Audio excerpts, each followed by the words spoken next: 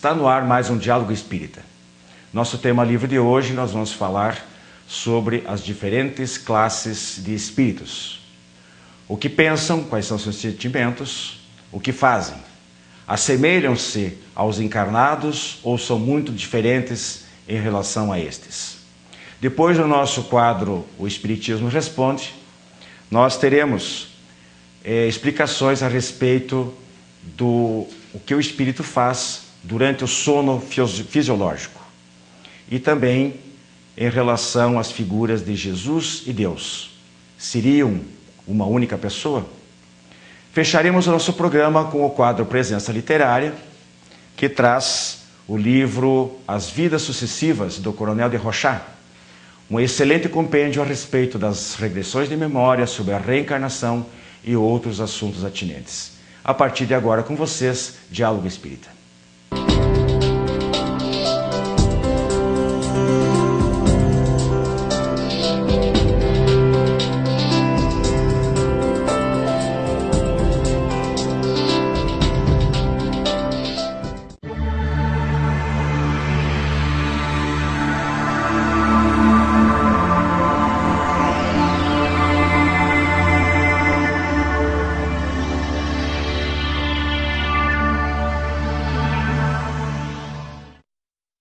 Olá amigos, no tema livre de hoje, juntamente com os amigos Jaime Nunes e Robson Balaguer, nós vamos discutir a respeito da escala evolutiva dos espíritos. O que isso significa?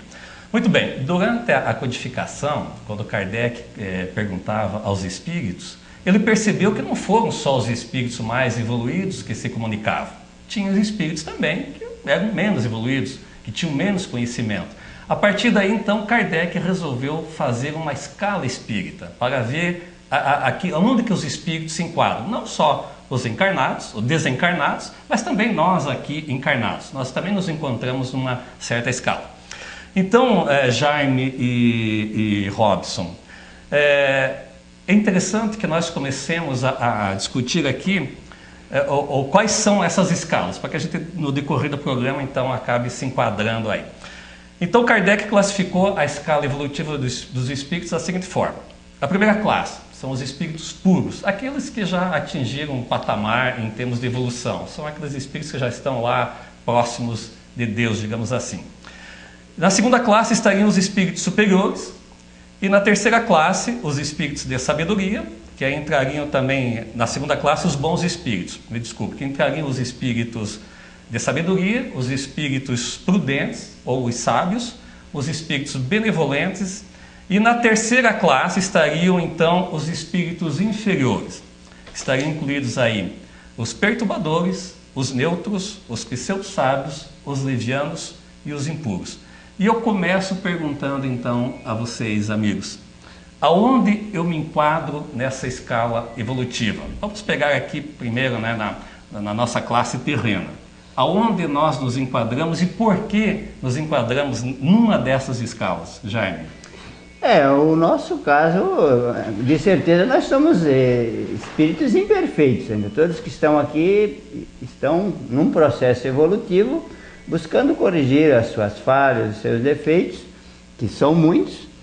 E nós também sempre temos que considerar que, em função dessa escala, os mundos também são divididos em escala onde cada espírito depois segue para o plano espiritual de acordo com a sua característica, com a sua maneira de ser, né, Rob? Sim, sem dúvida, porque na verdade, quando colocamos, o Gilberto citou as ordens, as classes dos espíritos aí, isso serve para nós também encarnados. Porque o que acontece? Nós encarnados, como temos nossos defeitos, temos nossas mazelas, quando nós desencarnamos, nós não deixamos de tê-las.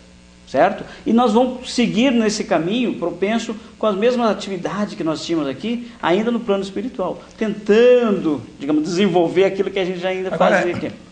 Essa escala, é bom que se diga que ela não é definitiva. E ela não muda em nada também as leis naturais de Deus. Então, não passa apenas de um sistema de classificação. E como o Jaime colocou, nós estamos ainda lá terceira classe, né, dos espíritos, isso não significa dizer que nós não tenhamos que galgar esses degraus, né, para que consigamos chegar a um patamar maior. Agora, isso aqui é na Terra, mas e no mundo espiritual? Como que funciona essa escala? Também ela tem alguma atividade para que os espíritos consigam, no mundo espiritual, galgar outros estágios, ou essa necessidade é só terrena aqui?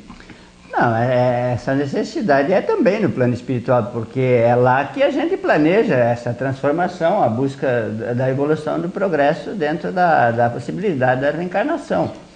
Então lá, você percebendo com mais nitidez as suas deficiências, suas falhas, você tenta se organizar para vir aqui e ir em busca dessa transformação, né? Porque na verdade, no plano espiritual, há o progresso. Há o progresso espiritual. Só que existe ainda, digamos, nós estamos na matéria porque ainda temos a necessidade de passar pela matéria. Porque muitos dos nossos, digamos assim, das nossas provas, ou nossas expiações, está ligado à matéria. Porque sem ela a gente não conseguiria passar, certo? Aí a gente já entra, então, aproveitando o gancho do Robson, na segunda ordem, que são os bons espíritos, onde já há a predominância do espírito sobre a matéria. Eu entendo, não sei se vocês concordam comigo, que nós sempre falamos, nós estamos no mundo de prova e expiação, somos espíritos imperfeitos, tal. Eu acho que a gente já tem algum conhecimento e já tem a inteligência necessária, suficiente, para começarmos a perceber que talvez a gente já possa se enquadrar aí numa classe um pouco mais acima dessa de espíritos inferiores, a dos bons espíritos, né? Deixando aqui qualquer tipo de arrogância ou coisa parecida, porque nós já temos essa noção. Não conseguimos ainda nos sobrepor à matéria, mas nós já temos esse grau de conhecimento para dar os passos iniciais para podermos nos enquadrar já nessa segunda ordem de espíritos. Intelectualmente, sim, né? Talvez sim, mas talvez moralmente ainda não, né, Gilberto? Não, eu concordo, mas aí que está. Nós temos que unir esse processo de conhecimento que nós temos para poder praticar alguns atos morais para que possamos pensar e nos enquadrar nessa classe de bons espíritos já. O que nós temos que considerar é que a nossa visão sobre a questão do espírito, anteriormente se tinha a ideia de que você tinha duas situações, ou o céu ou o inferno, né?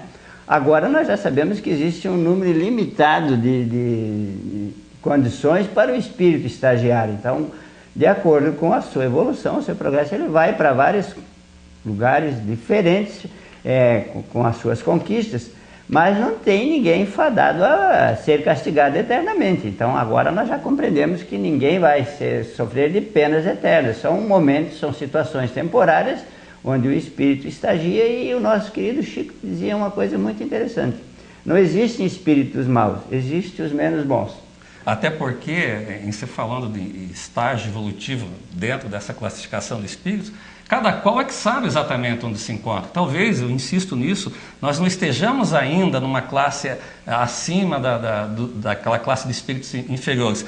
Mas através dos nossos pensamentos, das nossas ações, das nossas atitudes, a gente já começa a perceber que já estaria, então, talvez um pouco preparado para pensar em galgar um degrau nessa escala evolutiva. Então é muito cômodo para nós ficarmos só pensando em termos de inferioridade. Já há necessidade de pensar em algo um pouco maior. Não, sem dúvida. O que nós não podemos fazer como na terceira ordem, na sétima classe, né, dos espíritos neutros. Aqueles que não fazem o mal, mas também não fazem o bem. Ou seja, eles estão estagnados ali. Mas, ou seja, estão deixando de praticar o bem, né? Quando fala, não se faz isso. E também com relação à escala espírita, através do nosso livro dos médiuns e em reuniões mediúnicas, a gente observa essa diferença entre aqueles espíritos que são atendidos. Cada um se apresenta da forma que ele viveu, conviveu, se relacionou. Desencarnou. Desencarnou, trazendo as boas ou más tendências, boas ou más qualidades. Mas que quando doutrinados, muitos já de imediato eles percebem o seu engano, o seu deslize, e já prontamente iniciam o seu período de transformação, né? Porque a grande verdade é que todos nós, que nós desejamos, e essa é a necessidade, para isso que nós somos criados, é chegar à classe dos espíritos puros. Isso fatalmente a gente vai chegar. O tempo que isso vai demorar depende muito de cada um de nós, né? Depende, logicamente, também, em primeiro lugar, de Deus, mas depois de nós mesmos, né? Então, enquanto esse tempo não chegar, nós vamos ter que passar por todos esses estágios, por todas essas provas, vamos ter que passar pelo despertamento do Espírito, ao amadurecimento do Espírito. E talvez isso que eu sinto que ainda falta a nós, mesmo espíritos, termos essa noção de que nós não podemos ficar parados, nós temos que ter consciência que existe essa escala de evolução. Sim. E o trabalho começa aqui, no mundo material, para depois, no mundo espiritual, darmos continuidade a esse processo. Independente da classe que nos encontramos. Devemos saber, temos a certeza da responsabilidade de cada uma que nós estamos, porque vamos responder por cada um. Ou seja, não importa se estamos digamos, na classe mais baixa, um pouquinho mais ao meio, a gente vai responder conforme o nosso grau de adiantamento. Isso sem dúvida. Então a gente temos que nos policiar, é claro, e sempre tentar melhorar, fazer aquela reforma íntima e por aí adiante, né? Porque outro ponto também, Jaime, é que nós imaginamos que às vezes as dificuldades são grandes em termos de evolução porque nós nos encontramos sós. Não é verdade. Os espíritos que já atingiram esse grau mais adiantado estão trabalhando em nosso favor. Nós temos essa ajuda também, né? Só que a gente não percebe às vezes isso. O ser humano ele esquece da questão da providência divina, a atenção do Criador para conosco. Raramente alguém de nós chega à reencarnação sem uma acolhida de pais e mães. Mas nesse grupo ainda existem outros familiares, né? São os avós, os tios, os parentes, todos tentando nos conduzir à direção do bem. Né? Sim, inclusive os espíritos superiores falam a Kardec que quando nós encarnamos, sempre há um anjo da guarda, entre aspas, né? Ou seja, um mentor espiritual que nos acompanha desde o nascimento, que vai trazendo para nós ali as intuições, vai nos digamos assim, mostrando o caminho, né? Muitas vezes nós que distanciamos deles, através dos nossos erros, das nossas falhas, nós vamos se distanciando deles. Mas eles estão ali sempre. E veja como é interessante, porque Deus, logicamente, não iria nos colocar numa situação de dificuldades. Não iria exigir de nós atingir esse grau de pureza se nós não tivéssemos mecanismos para tal. E Ele nos deu um comando de vida, que se chama livre-arbítrio. Eu insisto muito nisso, porque a gente não pode pensar em termos evolutivos, morais, pensando apenas na ajuda que nós temos de outros espíritos mais evoluídos. Temos que pensar primeiro em nós mesmos. O que eu quero, o que eu preciso, eu tenho que fazer alguma coisa. Porque nada cai do céu, como diz o ditado. E essa consciência é um GPS para a nossa vida, porque ela constantemente nos alerta. Você tem, mesmo que ninguém perceba a sua falha. Nós temos que seguir o nosso caminho, colocar no GPS em busca caminho, disso. E nos lembrar que Jesus ele é muito otimista com relação a nós. Ele sempre falou, vós sois deuses, para dizer que nós temos uma potencialidade muito grande. Vocês poderão fazer o que eu faço e muito mais, para nos estimular, despertar essa bondade, esse amor, essas conquistas que o Espírito e não nos colocar, Robson, em situação diferente. Nós somos todos iguais. Sim. O que acontece é que nós estamos em níveis variáveis, em níveis diferentes de evolução. Então, entendo que devemos sim nos espelhar naqueles que estão mais adiante, né? Sim. E deixando aqueles que estão mais atrás. Seguir os bons exemplos, né? Exatamente. Sempre temos referências de irmãos que são diferenciados, que vêm aqui e precisa de vez em quando dar um despertar na humanidade para que ela realmente avalie melhor o que está fazendo da sua vida, da sua existência, porque a reencarnação é uma bênção divina, uma oportunidade grandiosa de cada um de nós poder dar condições de retificar seus que é através dela que nós vamos subindo os degrauzinhos nessa escala evolutiva, nessas classes, onde nós vamos deixando essas classes mais inferiores para trás. Né? Aqui eu imagino que tem que haver um despertamento maior, né? Porque nós, espíritas, a gente tem esse conhecimento, a doutrina nos mostra de forma bem didática, mas me parece que a gente se perde um pouco no caminho, né, Jaime? Nos sentimos só. Então, a grande verdade é que o espírito, quando ele já está consciente das suas obrigações, e nós já estamos conscientes disso, aí o caminho se torna, não diria mais fácil, mas se torna assim, né, mais viável, mais suave, então. Então, depende de nós atingirmos esse grau mais puro do espírito, né? À medida que você percebe o compromisso que você possui, automaticamente isso te conduz a uma transformação. E dizem os espíritos que aquele que conhece Jesus não será mais o mesmo. Então nós temos esse mestre, esse nosso guia, que destina muito bem o caminho para cada um de nós. Já dizia, né? Eu sou o caminho, a verdade e a vida. Bom, exatamente, né? Essa é uma grande verdade, né? Que eu sou o caminho, nós temos que ir atrás. Mas aí existe uma outra situação, que nós estamos falando aqui de espíritos puros que nos ajudam, tá? Mas tem também aqueles que podem nos prejudicar, a gente sabe disso.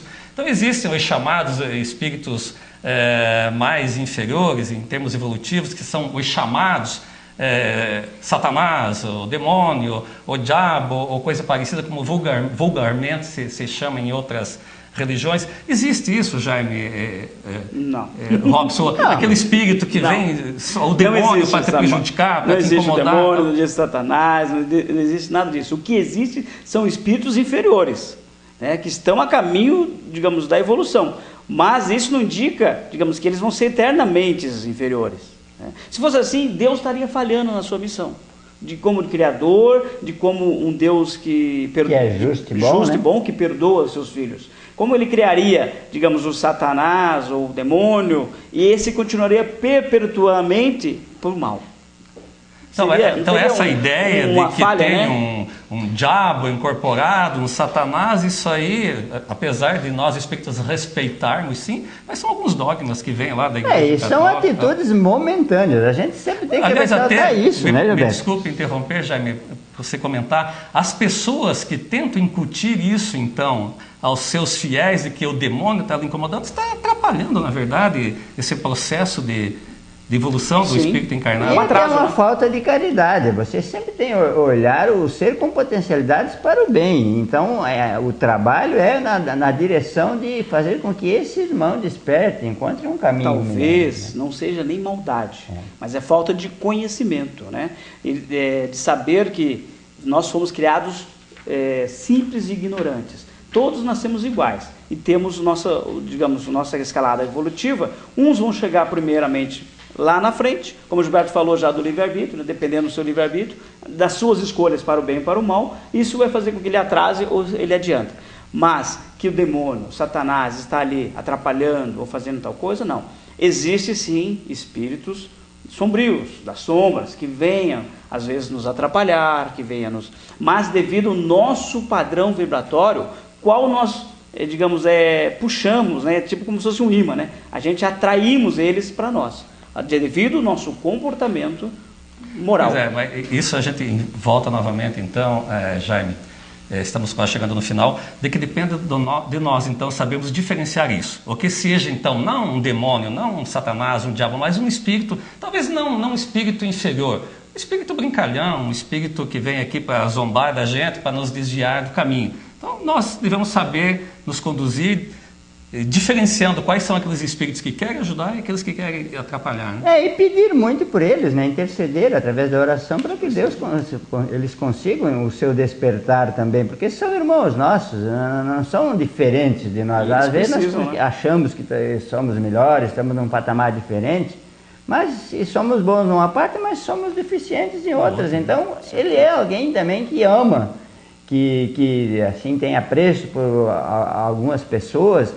Isso significando que o amor aos poucos também desperta nessa criatura. Então, amigos, estamos chegando ao final do nosso tema livre. Poderemos até voltar futuramente, que é um tema assim, bastante interessante. E agradecendo a presença de todos. Até uma próxima oportunidade. Até uma próxima também. Até a próxima.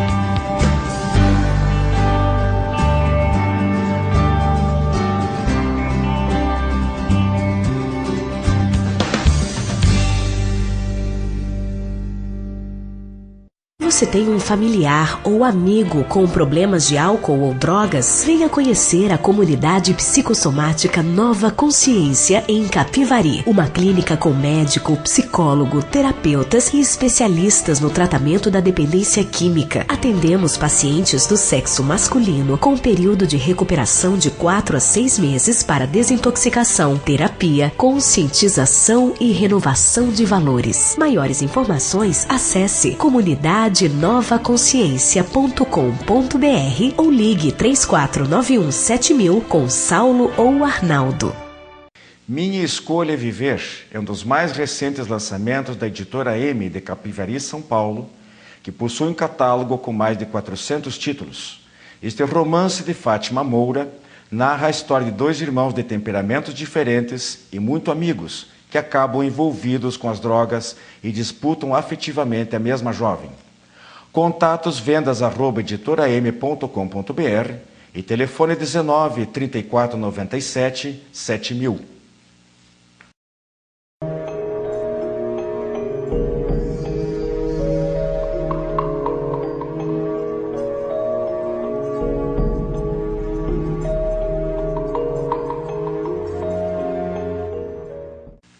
Olá, amigos. O Espiritismo Responde de hoje, quadro esse que é feito com a colaboração de vocês, que nos enviam as perguntas pelo nosso e-mail, que consta abaixo na tela. Nós vamos enfocar hoje 2 perguntas que nos foram enviadas. E a primeira diz o seguinte, primeira pergunta: todos os espíritos podem se comunicar logo após a morte? Isso é uma curiosidade normal de todas as pessoas, principalmente quando você perde um ente querido, um filho, um pai, irmão, mãe. A gente já quer ter notícia rápido de como a pessoa está, como ela se encontra.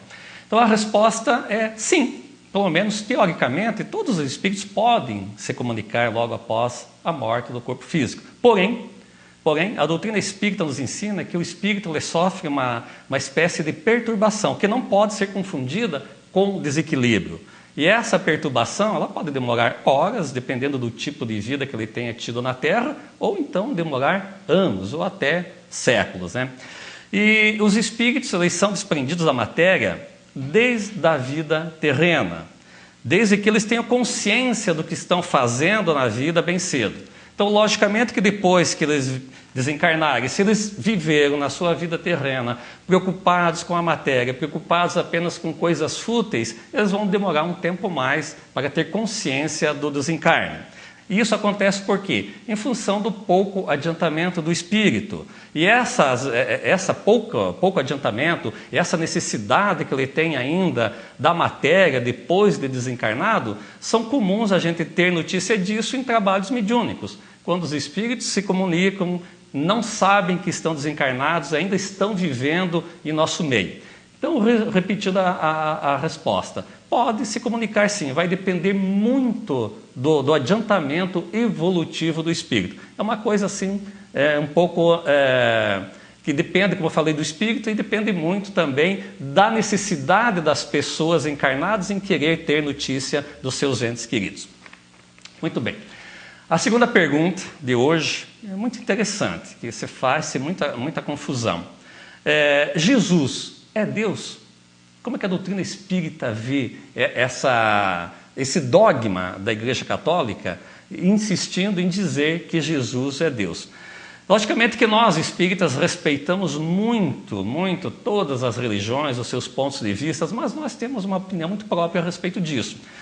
Então, segundo a Igreja Católica, num de seus dogmas, que é o chamado o dogma teológico, Jesus seria Deus, que é um dogma da Santíssima Trindade, Pai, Filho e Espírito Santo, onde existe então um Deus único composto por 3 pessoas, que representariam a substância, a essência ou a natureza divina. E essas pessoas então, Pai, Filho e Espírito Santo, são distintas entre si pela relação de origem, isso dentro da teoria da Igreja Católica. Ou seja, o Pai gera e o Filho é gerado. Resumindo, a Santíssima Trindade é o mistério da fé da vida cristã. Só Deus pode nos dar a conhecer, revelando-se então como Pai, como Filho e como Espírito Santo. E Jesus Cristo, segundo esse dogma da Igreja Católica, então, é o Deus visível que se fez no homem, nascendo da Virgem Maria, para cumprir a vontade de Deus e libertar os homens do pecado. Então, esse dogma da Igreja Católica, da Santíssima Trindade, ela foi baseada lá na Igreja Sagrada, onde existe um Deus trino desde o século II, ou seja, já se usava esse termo da Santíssima Trindade, esse dogma, muito antes de Jesus. Na Roma Antiga, Caio já chamava Jesus de Deus. Posteriormente, no concílio de Nicéia, no século IV, no ano de 325, que defendeu a divindade de Jesus, já se usava também dizer que Jesus era Deus. Na verdade, a doutrina da Trindade é ensinada na Igreja Católica desde o seu início. Mas a doutrina espírita, como eu já falei, respeitando esses dogmas da Santíssima Trindade, ela tem uma visão diferente. Tal é a condição espiritual de Jesus, ou seja, a dos espíritos puros, daquele espírito que já atingiu a sua condição maior em termos evolutivos, mas foi um espírito encarnado como nós. Jesus passou por todas essas fases evolutivas, desde lá dos espíritos inferiores até os espíritos puros, né? Então, desse modo, de acordo com a doutrina espírita, Jesus, ele encarnou uma vez só na Terra, a fim de cumprir a sua missão. Nas terras, no início de quando a Terra ainda era um mundo evolutivo. Foi necessidade de Jesus encarnar para transmitir os seus ensinamentos, para mudar aquela visão que tínhamos anteriormente na lei de Moisés, que era olho por olho, dente por dente. Jesus encarnou para nos mostrar que não, que tudo baseia-se no amor às pessoas, aos seus semelhantes. Então é um espírito evolutivo, um espírito de alto teor evolutivo, mas que não é Deus, e sim Filho de Deus. Aliás, Jesus já dizia, vós sois meu Pai.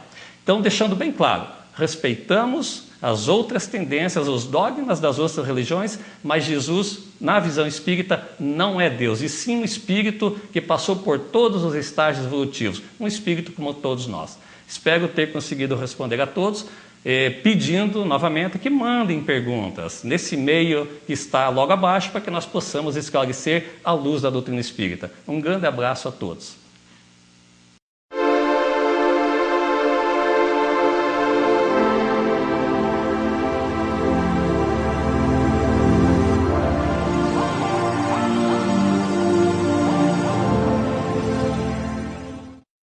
Meus amigos, nosso quadro Presença Literária de hoje traz a obra As Vidas Sucessivas, do Coronel de Rochat, que era um francês que viveu no final do século XIX, melhor dizendo, para o século XX. Esse livro foi originalmente publicado na França, em 1911, e reeditado aqui pela editora La Chatre, em 2002.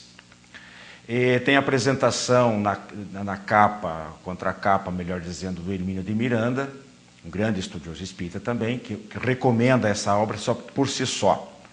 Eu gostaria de antemão colocar para vocês o seguinte, o que Hermínio coloca de início.